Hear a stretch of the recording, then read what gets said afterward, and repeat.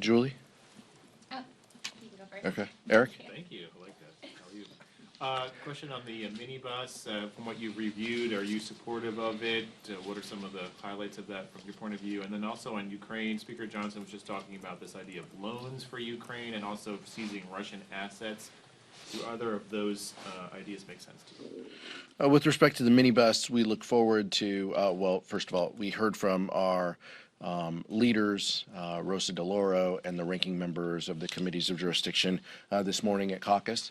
I think many of us are waiting to see the details and the text of these bills, but based on what we have heard from our leadership team and Ranking Member DeLauro, we look forward to putting up votes to pass this minibus.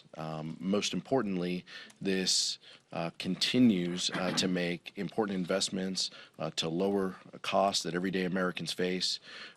We staved off the thousands of poison pill riders that the House Republicans in the Appropriations Committee sought to put forward to attack women's reproductive freedom, to attack so many vital programs that the federal government undertakes, including diversity, equity, and inclusion. Those are some of the key wins and priorities, as well as investments in child care, investments in our national defense. Those are things that the caucus is proud to support and has advocated.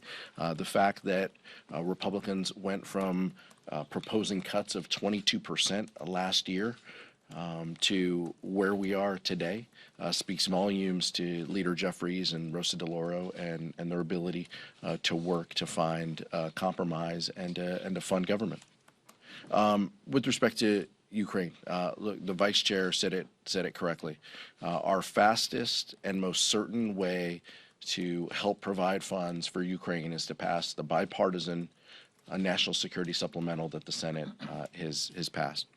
Mitch McConnell has raised specific questions on the timeliness of our help and support. If we were to send something, anything else short of that over the United States Senate, it could take them weeks or longer to pass. That's a concern of our caucus. We want to help fund Ukraine. We want to ensure that there's humanitarian support within that package for innocent Palestinians in Gaza. Those are priorities of the caucus, and we want to make sure that we implement those. But we will consider options. But I think the fastest way and the way that Leader Jeffries and our leadership team would like us to proceed is to pass a national security supplemental.